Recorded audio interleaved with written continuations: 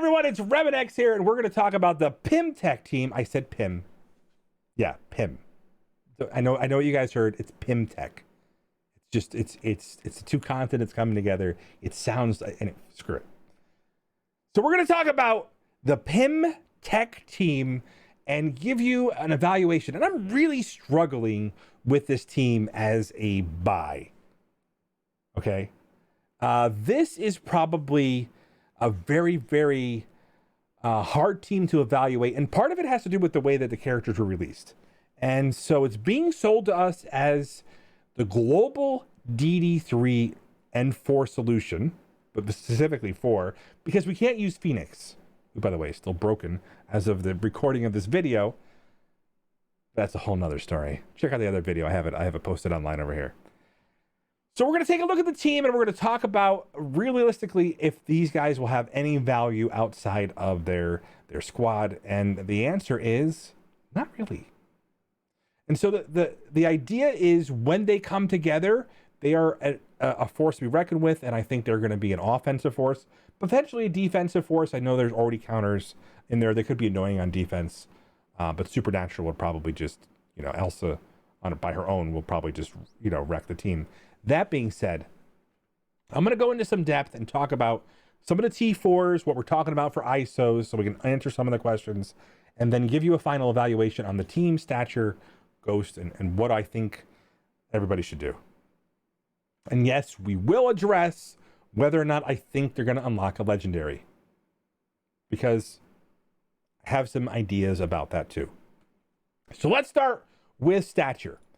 So we're going to start with Stature. She's an event character, so it's probably the easiest character that you can either pass on right now or decide to have a minimal investment in. And the reason is because typically event characters, just from the event themselves, by spending 400 cores a day, and again, it depends on how many cores you have saved up, 400 cores a day, you can get a 5-star event character, usually right around those lines, maybe a little bit extra towards the end. And if you bought one offer, you could probably get, you're guaranteed without spending as many cores. And if you bought both offers, if you spend the 400, you probably will get a 6-star. So I'm evaluating whether or not I'm gonna take her beyond a 6-star. For the community, I think I'm gonna stick to the 6-star, so I get a more accurate representation of her power level, where most people will possess her. Okay, so realistically, she has a very, very low health pool, but that's not why she's not designed to be the healthiest tank, because she's not tanking with that in mind. What she's doing is she's dodging, getting health. You're going to have offense down from Ghost. So this is the thing. You got to kind of start picturing how this team is going to work. So her stats may look disappointing on paper, but realistically, she's going to do one important thing for the team. And this is probably what I'm going to talk about right here.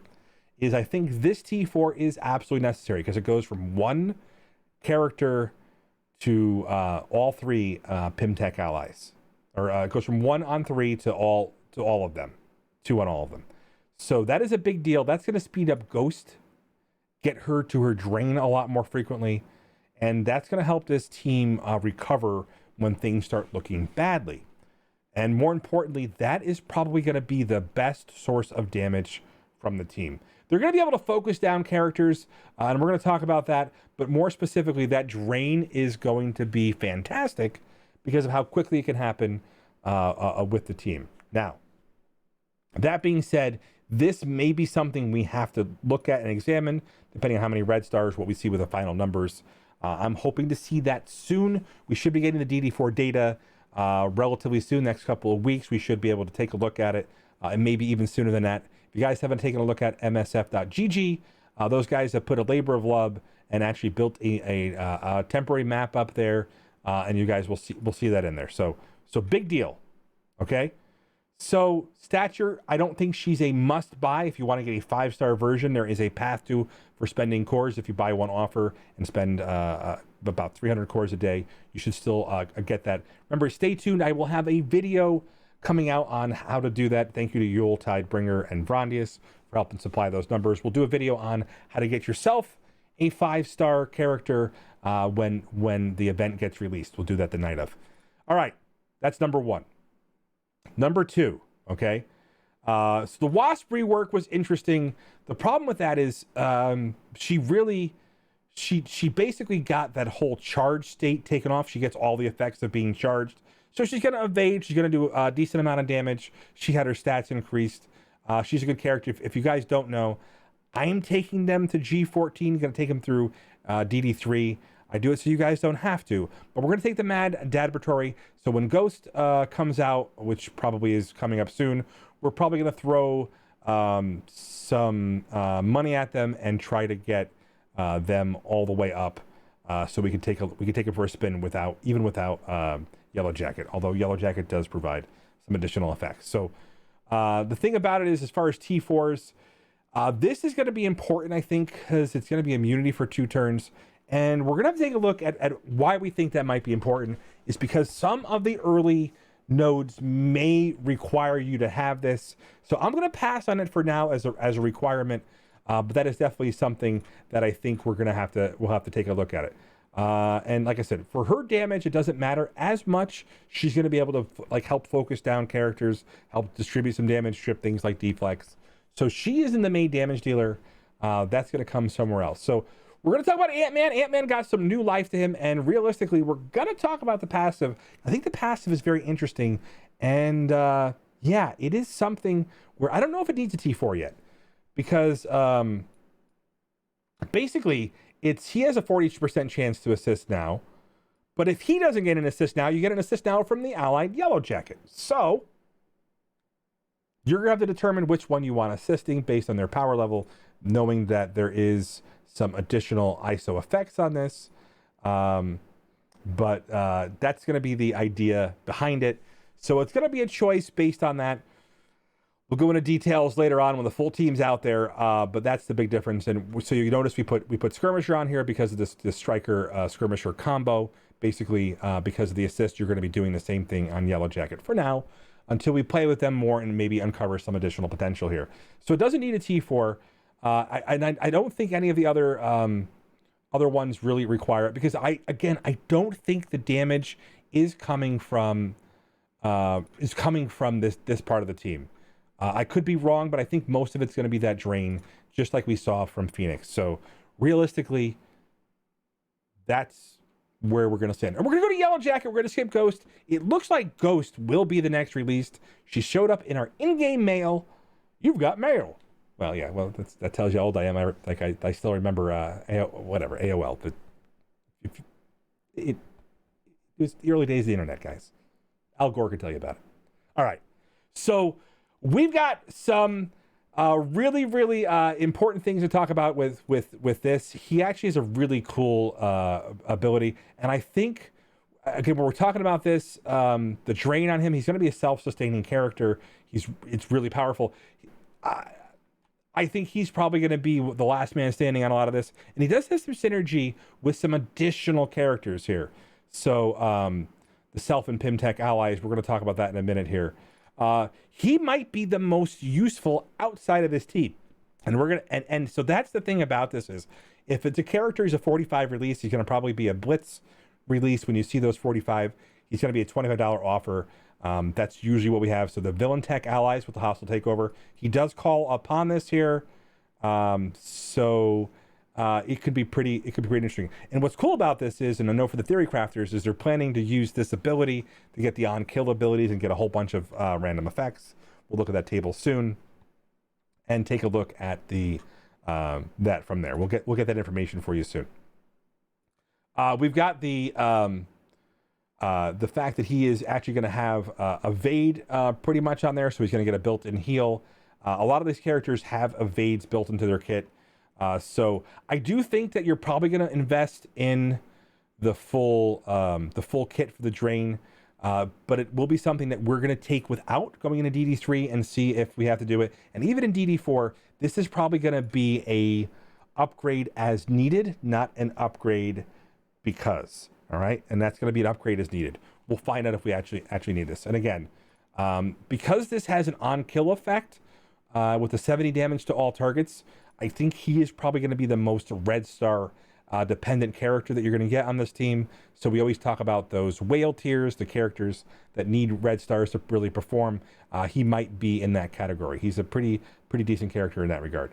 And then honestly, so this is going to be, I think, the must T4 on this. And if you guys can't see it, it's steal 10% health from primary target. Okay. All right. So this is a percent health. Okay. Drain. And it is pretty powerful. Okay. So this is going to be something that's going to be a huge bonus. So if you take a look at it, it starts at 5%, 10%, 15, 20. There is a lot of drain happening on this team.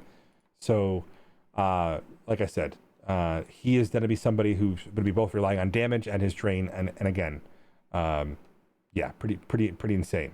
And then he's got a AoE basic, and with a 100% bonus attack at level 6, the 7 will have to he's got a multi-tap basic, not AoE. Multi-tap basic with 100% at level 6, and then you can add 70% damage. So 140% damage on a basic ability. Something you're going to have to evaluate if you're not relying on his drain for most of the damage. Remember, the actual cooldown on this is going to be lessened by Cassie. So he's really good on his team. Might have a little bit of life outside his team.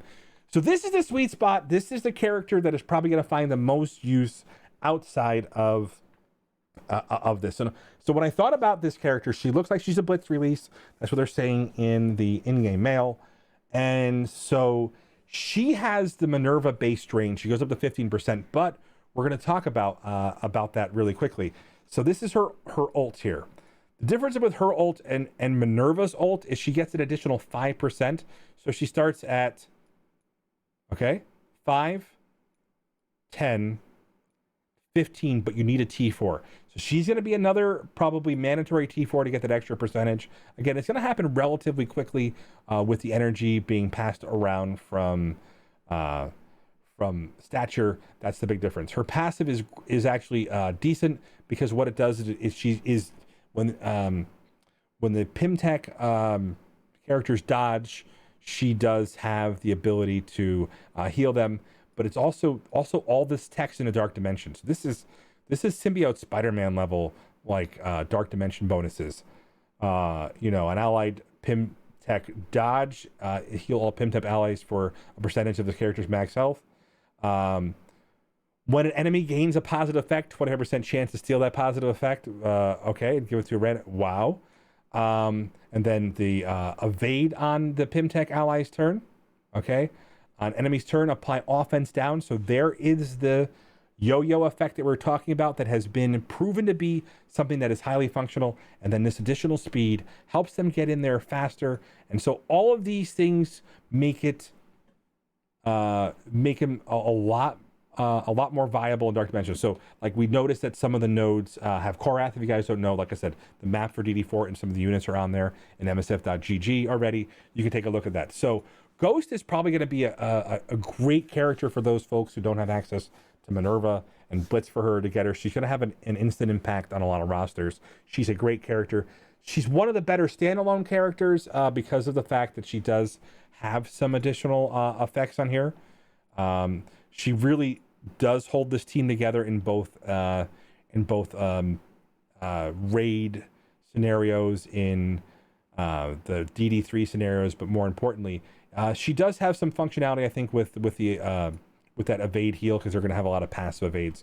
They can use them as a war offense team, being able to burst on the target, doing a 35% health drain will be pretty impressive when it comes down to it. So they can pretty much erase a character off the board pretty quickly and wind up with a bunch of built-in health. So this team is shaping up to be something that is a Kraken team. And the thing about it is we already have a character that's doing what we need to do in DD3. So my concern is there's a lot of Falcons in Dark Dimension 3.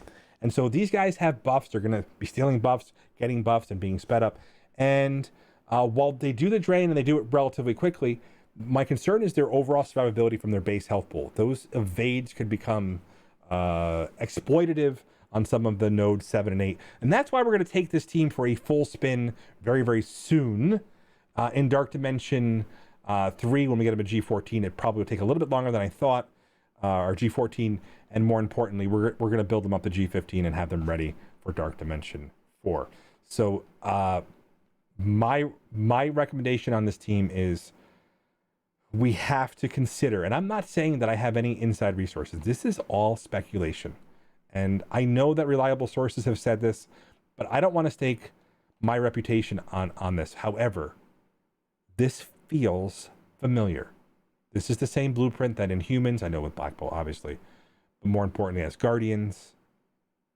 And now, X-Force have followed 2 existing characters, 3 characters added in a patch for a legendary unlock. And the reality of it is it something that you guys want to pass up on?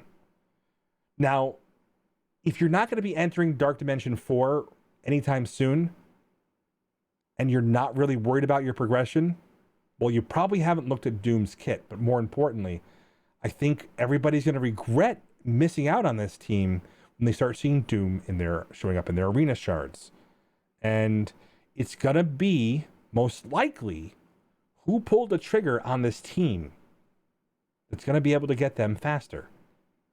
And I get it. I guess it's okay. And the good news is if this team does unlock a legendary, then they'll be farmable sooner than later. They won't wind up with being passed by the X-Force like the Black Order did. But that is something to take into consideration here, is how long are you willing to wait to get through Dark Dimension 4? Are you willing to pass on the potential to get a legendary character? And we don't even know who that legendary character will be, although it's rumored to be a vampire. So I will say, just like I did with X-Force, while they are a great team in their specific scenario, and they'll have some usage outside of it, you need to decide with your own gameplay style and from your own personal value how you look at this team. But I am telling you, it feels familiar, and if it's not broke, don't fix it. And I'm sure the folks that are looking at the pennies at Scopely are planning on this team being significant. All right, guys, that's RemanX. I'm going to do things so you guys don't have to. You guys can check me out here on Twitch. You can also check me out on YouTube. My videos are here. Make sure you guys like and subscribe. I do put out a lot more content. Thank you guys for the time, and we'll catch you soon.